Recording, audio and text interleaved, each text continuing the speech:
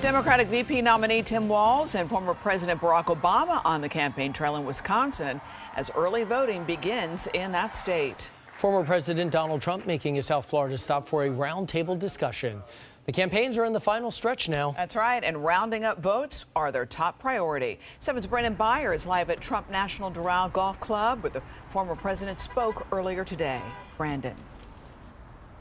Well, Lynn, Joe, going to be a very busy 2 weeks as this election now at this point just around the corner. The former president just left his motorcade, just heading to the airport for a rally later this afternoon, this evening in North Carolina. He spent the better part of the day here at Trump National trying to get the Hispanic vote in South Florida.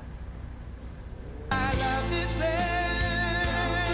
Former President Donald Trump in Doral Tuesday morning at his golf course, taking part in the Latino summit, meeting with local leaders and trying to capture the Hispanic vote with just 2 weeks to go until the election. We can't take a chance on losing this election, because if we lose this election, we may not have a country anymore. South Florida leaders on hand to help push the former president down the home stretch of his campaign. It's the fastest growing and also the largest minority right now in the United States.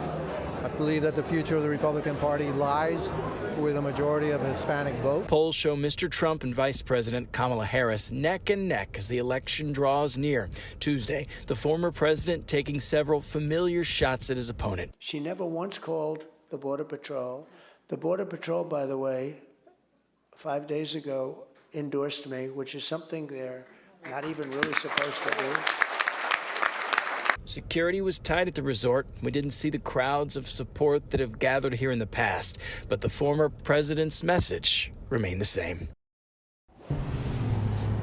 And again, the former president is in the process, at least, of leaving South Florida. Motorcade just came out of the resort, now making his way to a rally in North Carolina. Live in Doral this afternoon, Brandon Byer, 7 News. The vice president also focused on the Hispanic community, using these precious days left to also solidify the so-called blue wall. With just 2 weeks left in the November election, Vice President Kamala Harris's campaign is zeroing in on the states and the demographics that will ultimately decide this election. Former President Barack Obama stumping for the Democratic nominee alongside Harris's running mate, Minnesota Governor Tim Walz, in Madison during the state's first day of early voting. It comes amid a media blitz. Tuesday night, she sits with NBC News and Telemundo, where she plans to speak directly to Latino voters. On Monday, Harris campaigned across the so-called blue wall states of Pennsylvania, Michigan, and Wisconsin, trying to win over independent and moderate Republicans with former Congresswoman Liz Cheney. There are things that he says that will be the subject of skits and laughter and jokes. But words have meaning coming from someone who aspires to stand behind the seal of the President of the United States. The moderated conversation centered on a second Trump term, serving as a warning to voters. Harris has been sharpening her attacks on Trump frequently, casting him as a, quote, unstable and unhinged person, including taking aim at what she described as Trump's off-script moments. Generally, for the life of him, cannot finish a thought.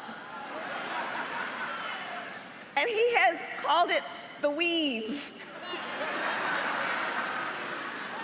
But I think we here will call it nonsense. The vice president will not be in the blue wall all week. She's headed to the reliably red state. She's going to be in Texas on Friday, campaigning on abortion rights in the state with one of the most restrictive laws in the country.